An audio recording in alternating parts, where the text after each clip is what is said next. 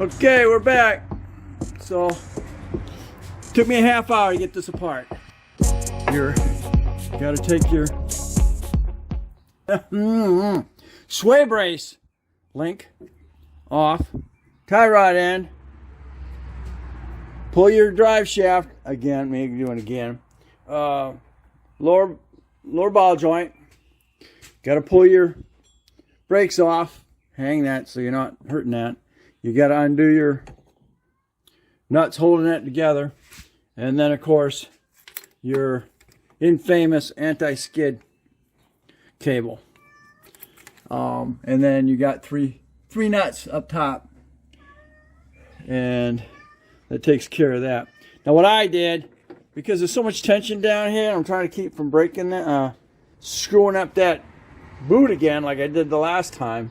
What I did is I pulled the bolt, the back bolt for the control arm and the front. So that takes all that pressure off of that control arm to pop that lower ball joint. Okay, so here we are. These are, see, you can see, definitely see the difference in the two. Everything down here appears to be the same.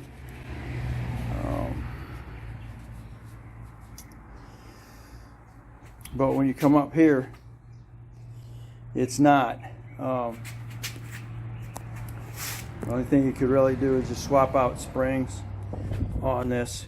As you can see, the shock tower here, and then the shock tower here. It's got this about a 1.5 inch extension on it. And then, of course, you got the more spring. So it was definitely a beefed up front end, but it's not gonna be a big deal swapping these out. You just don't have the stiffness in the front with the newer springs. But like I said, I looked at 20 different vehicles. Patriot, the Compass, the Caliber, they're all the same vehicle. They all take the same struts. So the only differences you get is if it's trail rated. I don't know, and that's what I looked at, was it all trail rated, because that's what I thought, you know, this probably had. But I did notice a van, a Pacifica, that might have had, that when I looked at it, it did have more spring than the other one. And this is the Limited. So I looked at other Limiteds down out there, and it still had the three. That same set of springs. 1, 2, 3. If you're looking at it right off the bat, 1, 2, 3 springs.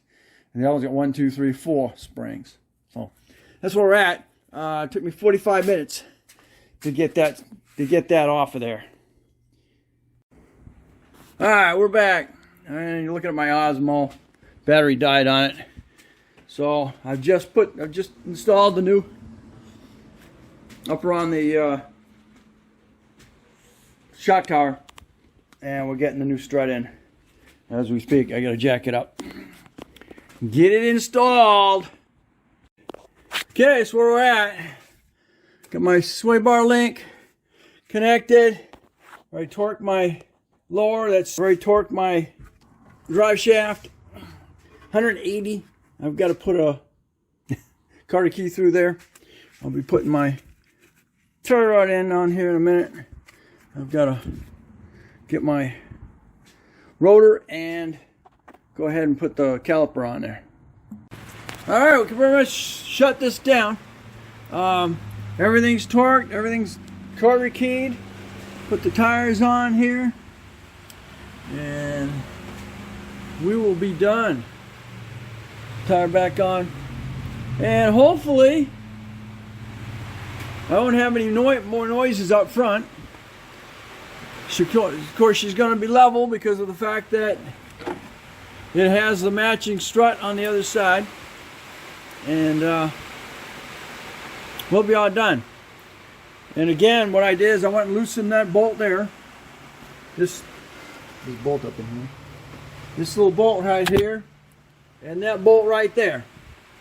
And then I went ahead and was able to drop the control arm down with no problem, getting it right out of getting that lower ball joint dropped without having to mess up the boot down there. So, all right, we'll get a road test on it, and we'll close this video up. Okay, last thing I had to do under here is torque this your front sway bolt. The rear one was torqued earlier. I wanted to get this one here, so once the weight on the vehicle is here on it, then go ahead and torque that, because that'll give you a combination of kind of even for the rubber to flex up and down, because it's, you know, up, down, instead of having the rubber more secured low, and then when you freaking put weight on it, it lifts up, so it's twisting on that rubber. So kind of while it's sitting there, it's neutral right now. Both of these I did the exact same way. With the weight on the vehicle, I went ahead and torqued those front ones. Okay, the very last thing I had to do was plug in the anti-skid harness on this side. Make sure you torque those, or 40 to 40.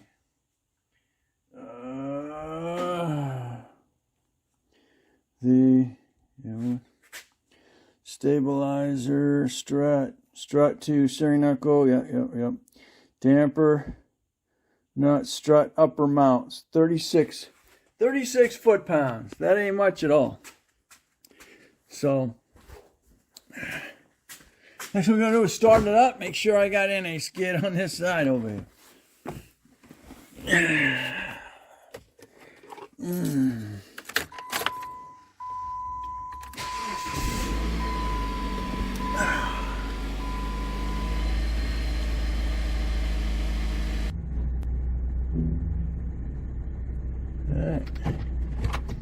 All right, boys and girls.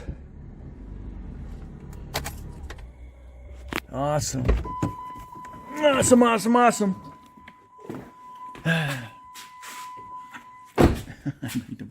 Little bit. Pushing on my door. All right. So there we go. Anti-skid working. Got the exact same.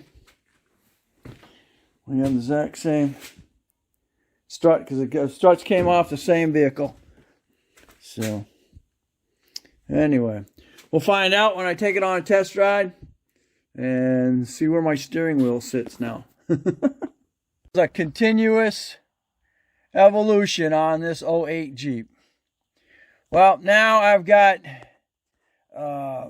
ESP, BAS, and anti-skid code on this after changing that one of the struts.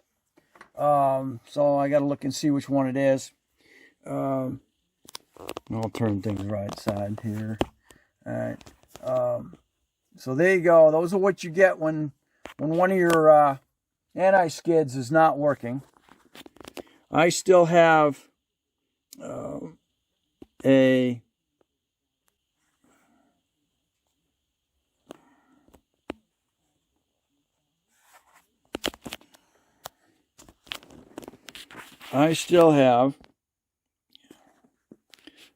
small evap system leak. At least all my monitors are green, so you are legal to drive or getting it inspected according to New York State. I need to go into system information. We want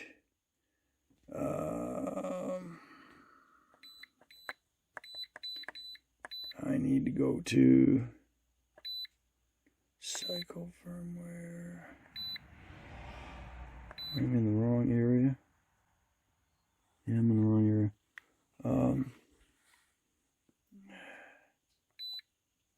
There we go. down to ABS. There we go. Get in there. Let's see which we got. Is this your vehicle? Yes.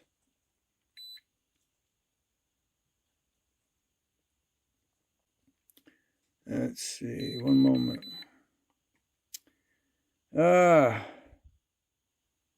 Steering angle selector. Comparative performance. Huh. I wonder why. Okay. That's a new one. C2 122. Torque request. Signal denied. Huh! That's new.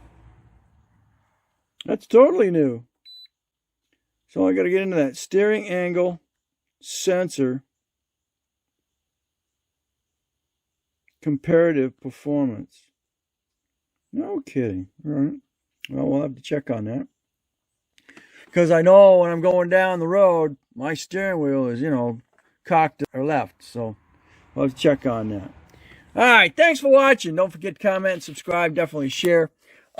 Sometimes when you have these codes, you can't get four-wheel drive. But I do get four-wheel drive.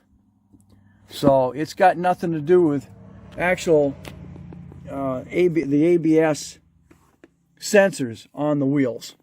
So it's got something to do with steering.